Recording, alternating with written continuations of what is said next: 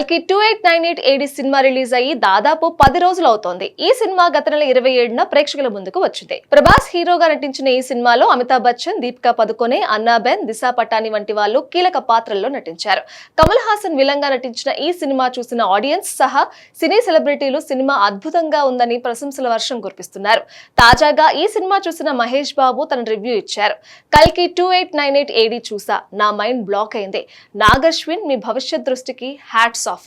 ప్రతి ఫ్రేమ్ ఒక కళాఖండం. అమితాబ్ బచ్చన్ సార్, మీ మహోన్నత స్క్రీన్ ప్రెజెన్స్ తో ఇంకెవరూ సరిపోలేరు. కమల్ హాసన్ సార్, మీరు చూపించే ప్రతి పాత్ర మీదే. ప్రభాస్, మీరు మరో గొప్ప పనిని సులభంగా చేసేశారు. దీపికా పదుకొనే ఎప్పటిలాగే అద్భుతం. వైజయంతి ఫిల్మ్స్ టీం మొత్తానికి ఇంత అద్భుతమైన విజయాన్ని సాధించినందుకు కంగ్రాట్స్ అని చెప్పారు.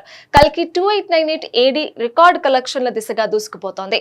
నాగశ్విన్ దర్శకత్వంలో తెరకెక్కిన ఈ మూవీ తెలుగుతో పాటు ఓవర్సీస్ లో అనేక రికార్డులను బద్దలు కొడుతోంది. ఇప్పటికీ విడుదలైన అన్ని సెంటర్లలో కలెక్షన్లు స్టడీగా ఉన్నాయి. సోమవారం నాటికి కల్కి 2898 ఏడి ప్రపంచవ్యాప్తంగా 900 కోట్లకు పైగా కలెక్షన్లు రాబట్టినట్లు వైజయంతి మూవీ సంస్థ ప్రకటించింది.